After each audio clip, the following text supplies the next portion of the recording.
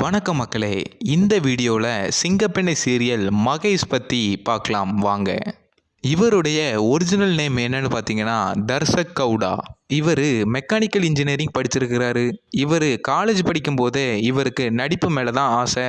ஆனால் அவங்க வீட்டில் நடிப்புக்கு ஒத்துக்கலை.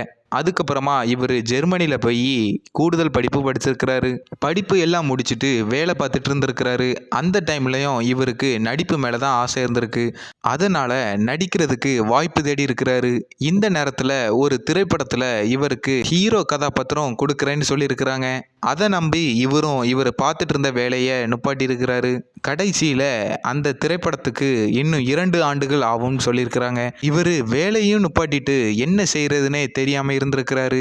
அந்த நேரத்தில் தான் இவருக்கு சின்ன திரை சீரியல்களில் நடிக்கலாம்னு தோணியிருக்கு. அதுக்கான ஆடிஷன்லேயும் இவர் செலக்ட் ஆகிருக்கிறாரு.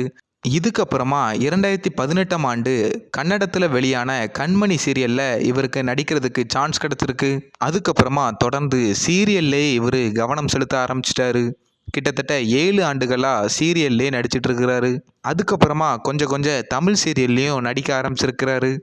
இவர் தமிழ் சீரியலில் நடிக்கும்போது நடிகை கோவை சரளா கூட அருந்ததிங்கிற சீரியலில் நடிக்கிறதுக்கான வாய்ப்பு கிடச்சிருக்கு. அதுக்கப்புறமா நிறைய சீரியல்கள் நடிகை கோவை சரளா கூட இணைந்து நடிச்சிருக்கிறாரு. இவருக்கு பைக்னா ரொம்ப பிடிக்குமாம். இவருக்கு திருமணமாகி ஒரு குழந்தையும் இருக்குது.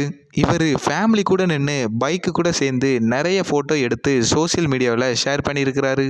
இவரோட நடிப்பு சிங்கப்பெண்ணை சீரியலில் மகேஷ் கேரக்டரில் எப்படி இருக்குன்னு மறக்காமல் கமெண்ட் பாக்ஸில் சொல்லிட்டு போங்க. நம்ம சேனலையும் சப்ஸ்கிரைப் பண்ணிக்கோங்க.